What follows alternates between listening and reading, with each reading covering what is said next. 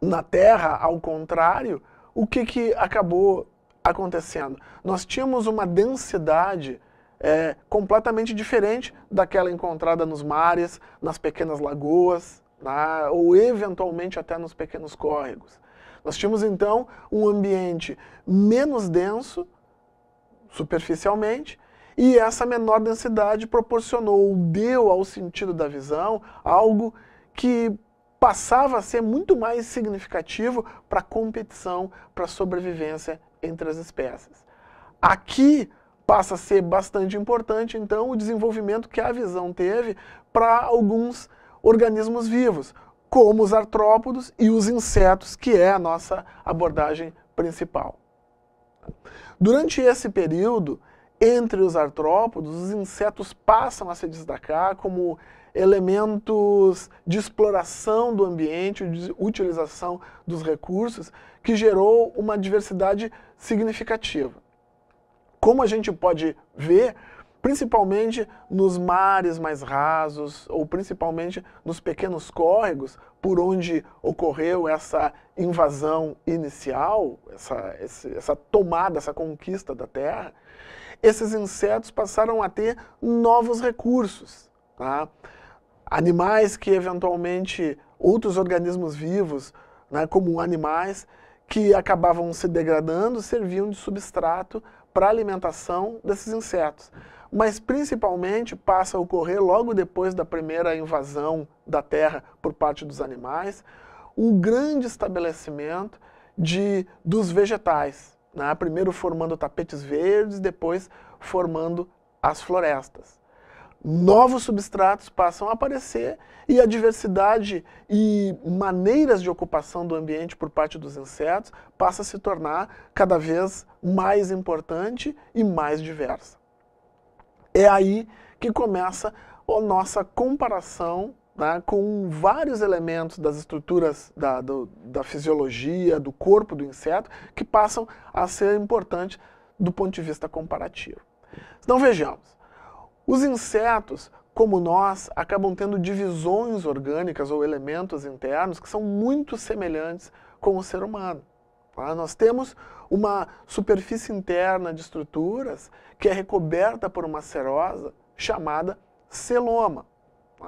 Então, isso dá uma certa independência aos órgãos internos e principalmente para a distribuição dos nutrientes. Então, esse é um elemento em comum que existe entre nós. Outros elementos importantes, como vocês podem ver, está relacionado com a distribuição interna de órgãos e principalmente os metâmeros. O nosso corpo, assim como o dos insetos, é dividido por regiões. Nós temos cabeça, nós temos tronco e nós temos membros. Os insetos também têm uma divisão semelhante. Muito embora sejam mais metamerizados, mais divididos, eles têm uma organização semelhante. Na cabeça estão alojados órgãos de sentido importantes para nós, da mesma maneira que para os insetos. A nossa percepção visual está relacionada com a cabeça, assim como para os insetos. Outro elemento importante e chave para o desenvolvimento desse sentido é o sistema nervoso. Como também é possível ver, o nosso sistema nervoso ele está organizado na forma de um cordão contínuo, sendo que ele se termina por núcleos grandes e organizados que vão formar o nosso cérebro. Nos insetos isso não se dá exatamente dessa maneira, mas a organização, a ordem de organização, ela permanece igual. Os insetos possuem também uma estrutura nervosa contínua, associada a vários núcleos nervosos que distribuem ou que recebem as informações através de terminações, como também ocorre no nosso corpo. Outro elemento importante e associado ou comum entre os insetos e os seres humanos são as células de percepção, os neurônios. Essas células têm uma estrutura, tanto nos insetos quanto nos seres humanos, bastante igual, bastante semelhante. Eles possuem terminações para que o impulso seja transmitido, apresentam um corpo celular, onde o impulso, a informação é armazenada, e existem também terminações onde as interações bioquímicas entre diversas células, né, e a sequência de neurônios vai existir. A ligação entre os diversos neurônios também se dá da mesma maneira ou de um modo bastante semelhante.